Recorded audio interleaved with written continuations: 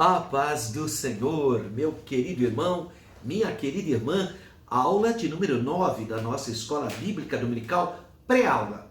Eu vou passar para você os conhecimentos gerais para você, durante a semana, ir se qualificando e se preparando para ministrar uma abençoada aula no domingo, dia 27 de novembro, último domingo do mês de novembro. A aula de número 9 tem uma perspectiva escatológica. Olha só o tema, Gog e Magog, um dia de juízo.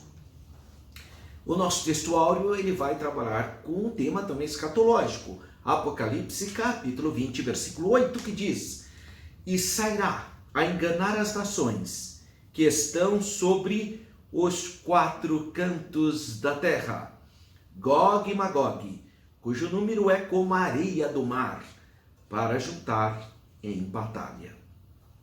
A verdade prática diz: a palavra profética anuncia que, antes da restauração espiritual de Israel, virão Gog e seu bando para invadir a Terra Santa, mas eles serão derrotados.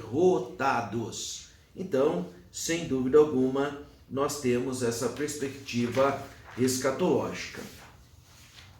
A leitura bíblica, que é muito importante, está no livro do profeta Ezequiel. Nós estamos estudando as profecias do profeta Ezequiel, capítulo 38, versículos 1 a 6, e depois capítulo 39, versículo 1 a 10. E vamos então rapidamente fazer a rápida reflexão sobre o textuário que está em Apocalipse 28. Bom, ele diz: e sairá a enganar as nações. Qual é o contexto desse versículo? É Apocalipse capítulo 20, entre os versículos 7 a 10, quando Satanás é solto depois de 1000 anos de aprisionamento. Então o capítulo 20 do livro de Apocalipse fala que veio um anjo do céu e prendeu Satanás por 1000 anos. Aí inicia o milênio, né? Milênio é o período que Satanás está preso. Depois do milênio, depois de 1000 anos, Satanás será solto. E aí ele voltará a enganar as nações. Então essa é a atitude de Satanás, né? Ele sairá a enganar as nações ou seduzir as nações. Então Satanás, ele é o pai da mentira, ele é o grande mentiroso. E nesse contexto, então, pós-milênio, pós ficar 1000 anos preso, ele sairá para expressar o caráter dele, que é a mentira. Como nós podemos ler no Evangelho de João, capítulo 8, versículo 44, ele é o pai da mentira, portanto não há verdade nele. Ele é, então, o grande ludibriador, manipulador, enganador. Obviamente, o contraste dele é Deus, né, que é verdadeiro. Mas Satanás nada tem de bem, não existe bem algum em Satanás. Quando ele projeta algo similar ao bem, é porque ele quer enganar. Tá? Então ele usa de temas e de algum aspecto da verdade para enganar. E os homens têm que ter esse discernimento, né? Não pode se iludir achando que o pai da mentira poderá em algum aspecto falar a verdade. Isso não é possível. Então Satanás será solto de sua prisão infernal e ele vai então seduzir parte da humanidade que está suscetível à influência maligna. Ele vai oferecer então um governo paralelo.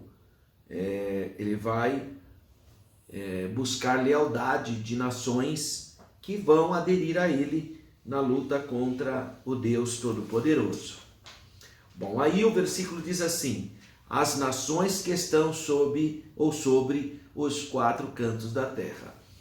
Eu já falei sobre essa expressão, quatro cantos da terra. É toda a nação, é todas as nações em todo o mundo. Claro que essa expressão levou ao equívoco na época passada, em achar que a terra era um quadrado, né?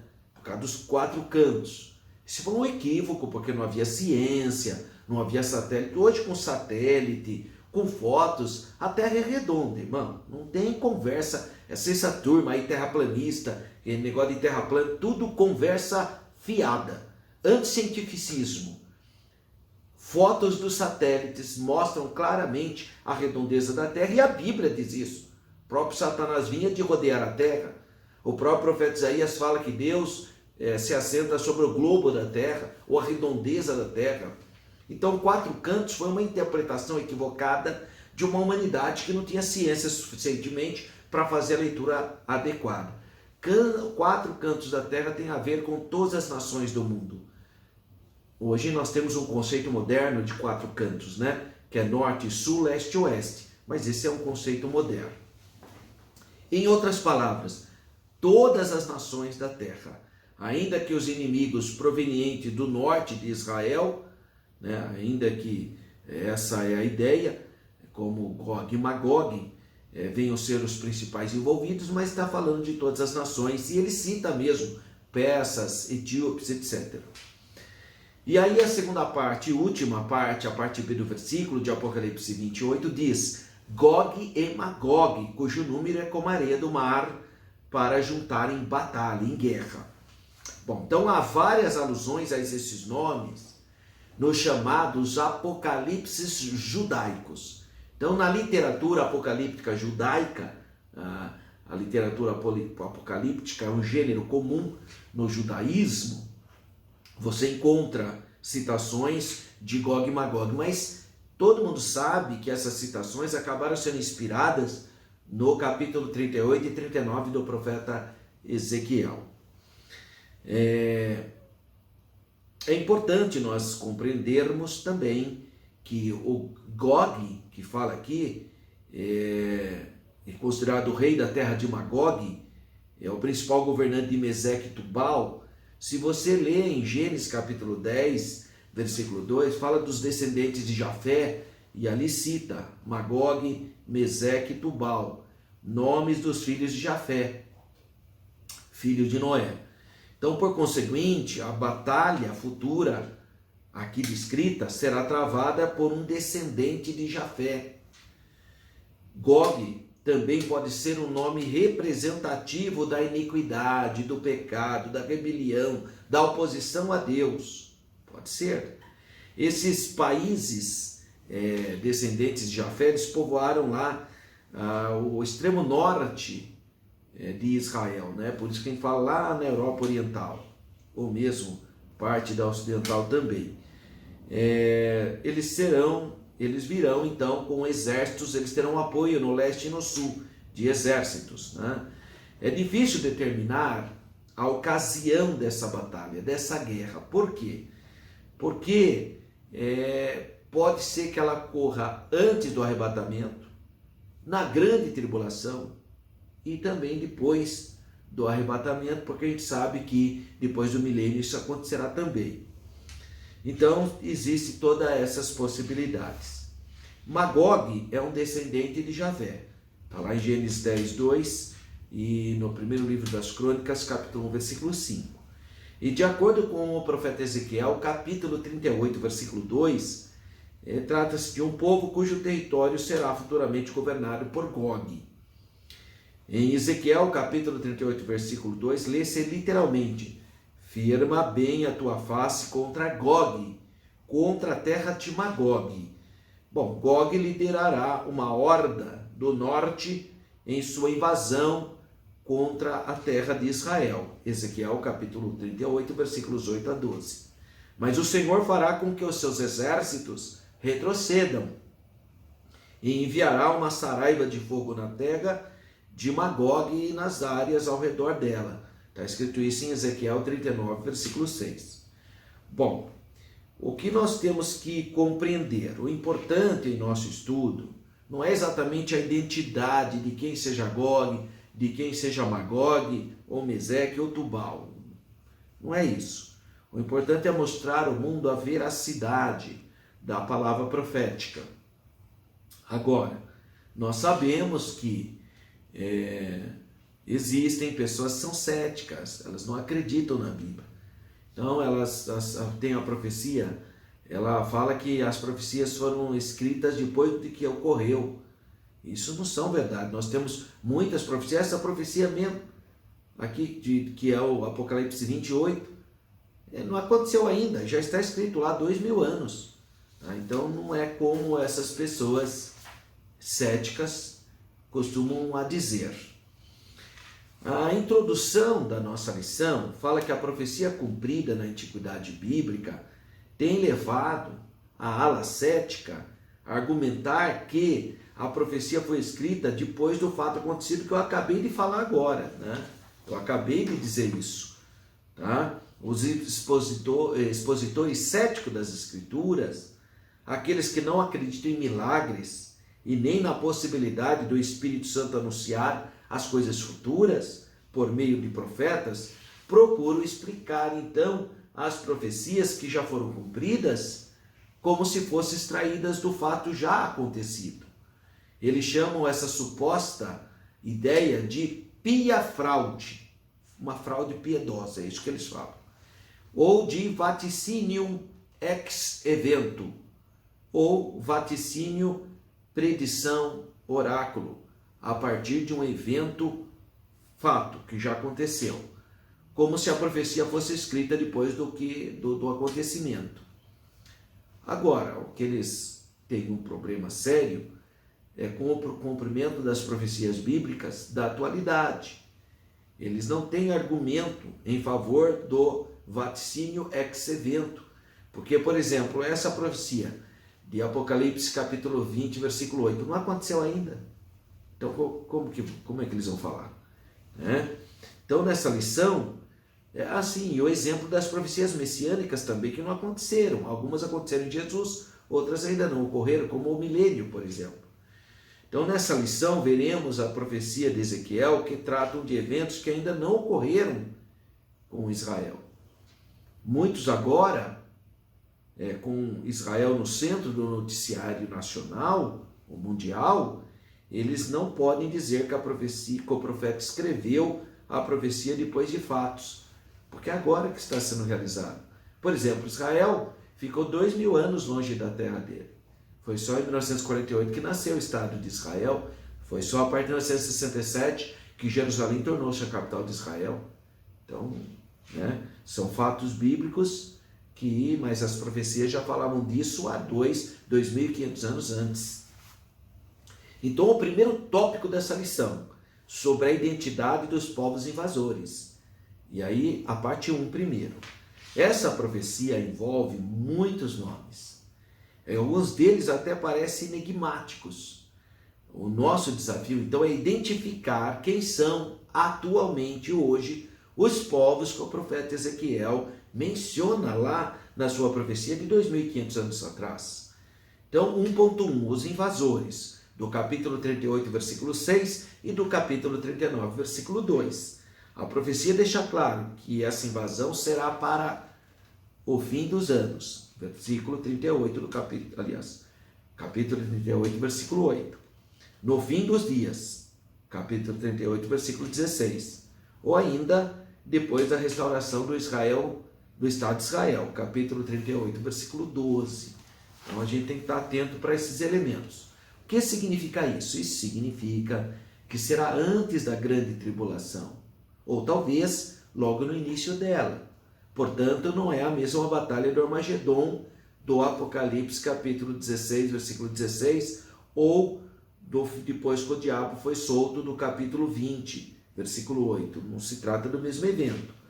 Outra informação importante é que os povos da coalização, ou da coligação de príncipes, ou comandante, chamado de Gog, eles são da banda do norte, e outros grupos do norte da África, por exemplo, como os etíopes e os líbios, que é Put, capítulo 38, versículo 5.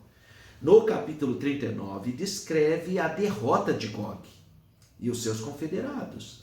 Está lá no capítulo 39, versículos 4 a 6.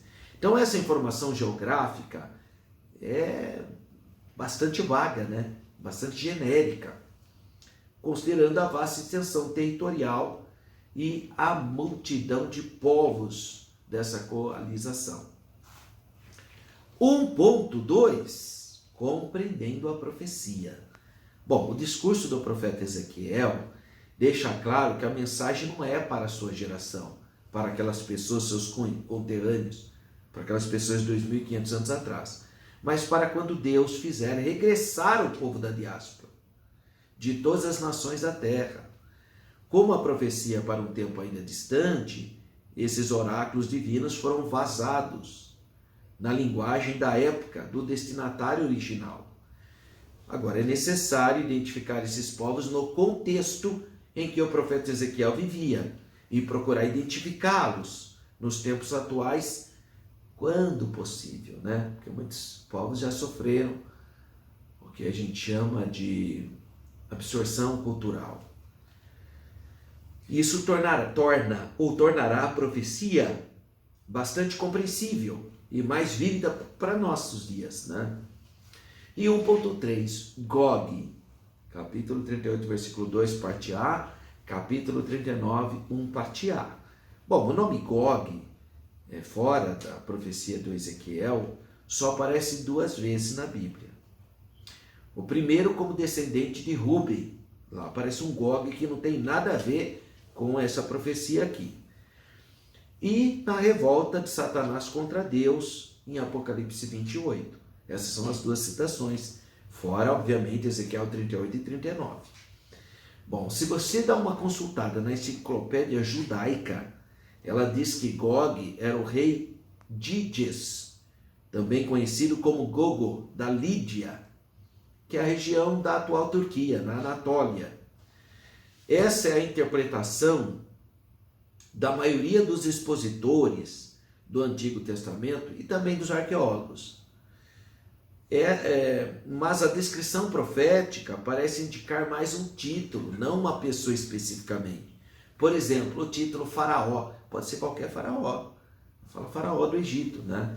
Ou o Shah, na Pérsia, os reis eram conhecidos como Shah, né? Ou César, em Roma. César pode ser várias pessoas, né?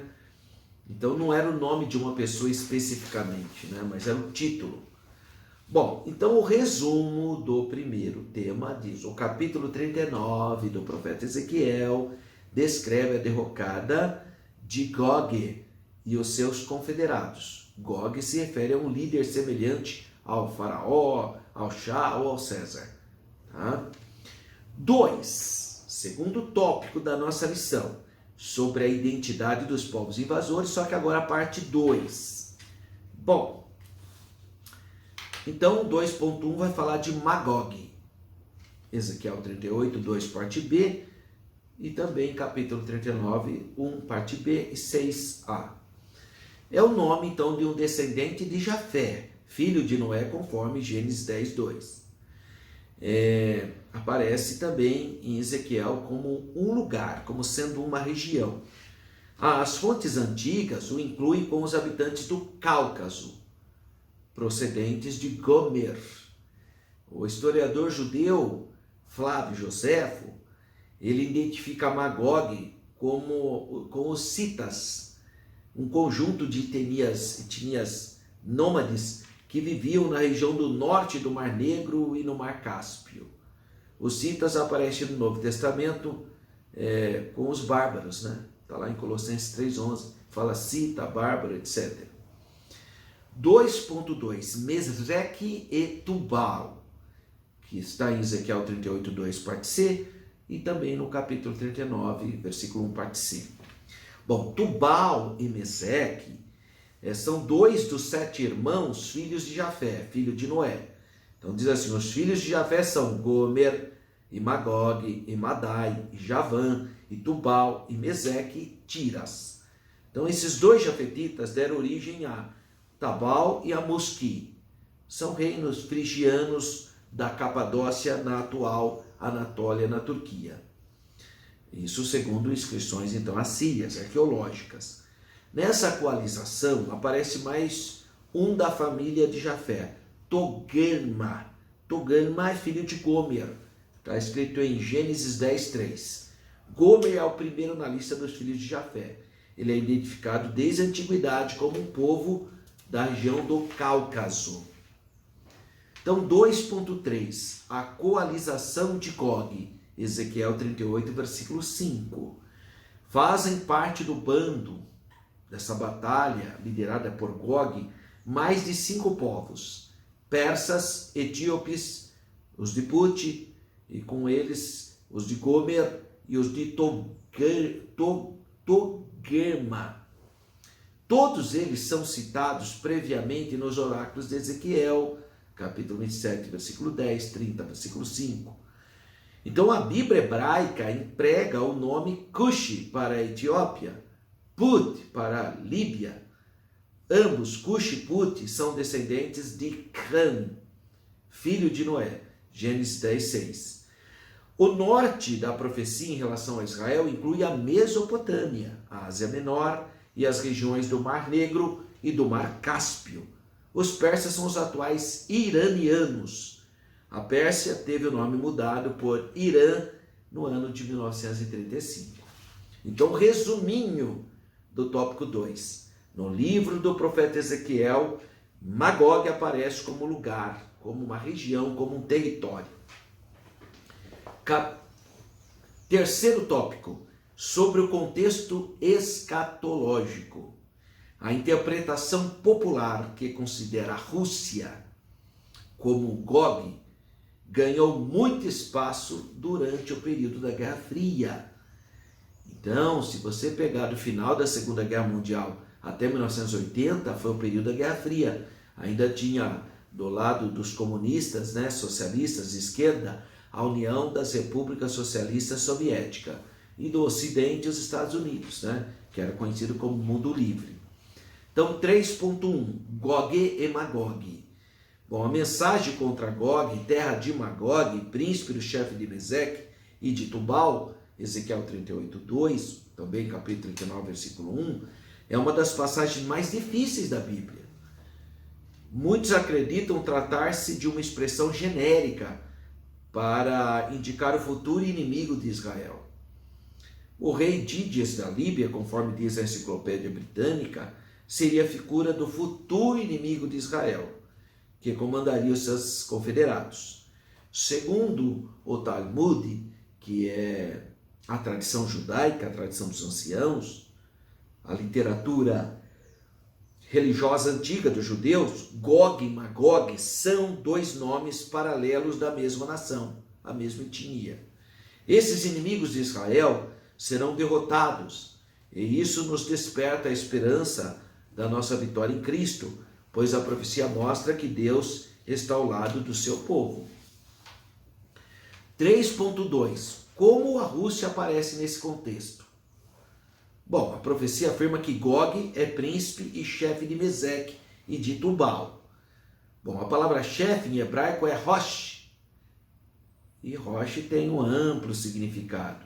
Pode ser cabeça, chefe, líder, pico, monte, parte superior. E agora, curiosamente, a Septuaginta grega traduziu o termo como substantivo próprio. Arconta Ros, príncipe de Ros. Esse que é o problema. Essa tradução veio para a nossa tradução brasileira também como príncipe de Ros. Mas foi a semelhança dos sons. Rosh, Rússia, que levou muitos estudiosos a identificarem Rosh com a Rússia.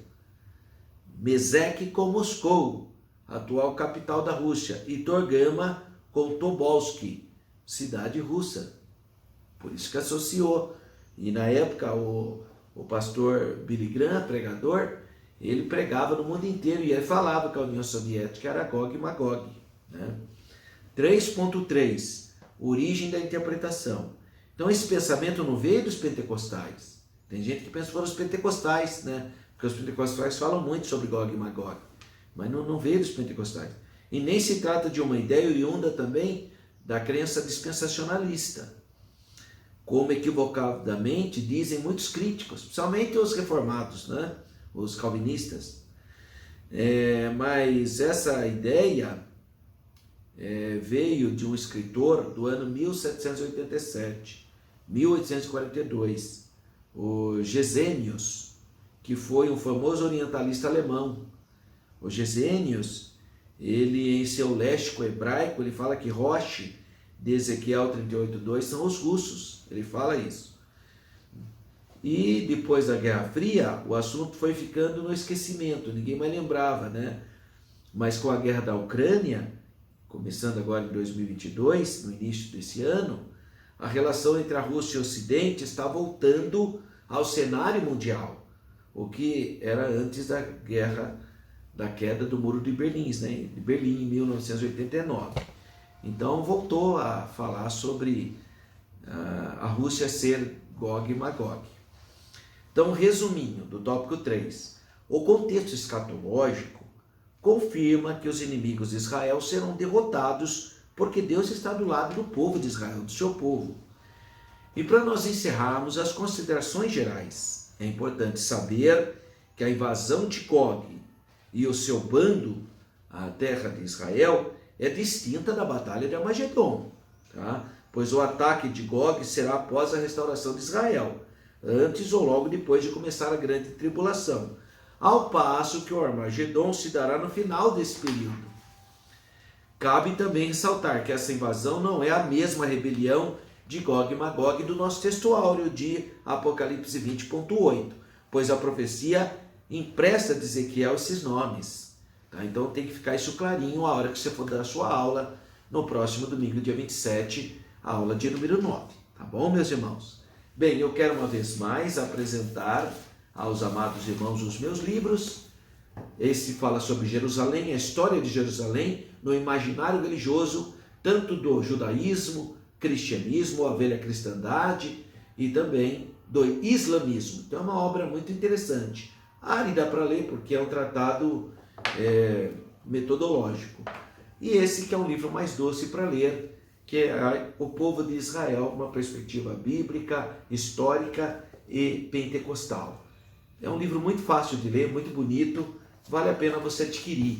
Está aí o site, acessa aí o site e adquire esse livro. Vai fazer muito bem para você que é professor, para você poder melhorar os seus conhecimentos históricos.